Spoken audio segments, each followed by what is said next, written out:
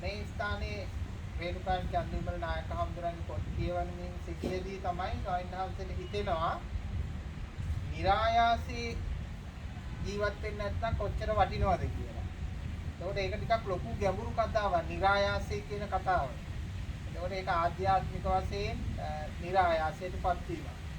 ඉතින් මේ ආයාසයෙන් තමයි සියලු මිනිස්සු ජීවත් වෙන්නේ කියන අදහස පහළ වෙනවා. එතකොට මේ નિરાයාසයේ සොයාගෙන යන්න ආරම්භයක් බවටත් පත් වෙනවා මේ අදහසේ සංකල්පය. ඉතින් මේ තමයි අපි ක්‍රීඩා කරපු ක්‍රීඩාංගණය, ඒ වගේම සංගීතය, නැටුම් මේ සියලු කලා කටයුතු ආදී මේක සිද්ධ වෙනවා.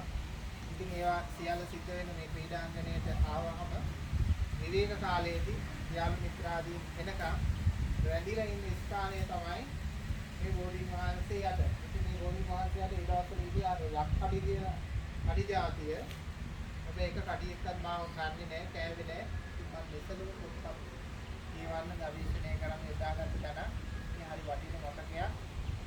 මේක වසර 5කට විතර කලින් කියන්නේ 95 6 වගේ 7 8 වගේ කාලයන් වලදී මේ ස්ථානය මම ප්‍රයෝජනයට අරගත්තා. විවේක ස්ථානයකට ඒ වගේම පොතපත් කියවන්න ක්‍රීඩාංගණයක මේ ස්ථානය යොදාගත්තා. හොඳ මතකයක් තියෙනවා. ඒ වගේම විශේෂත්වය තමයි අර ධර්ම කරුණ පහළ වීම.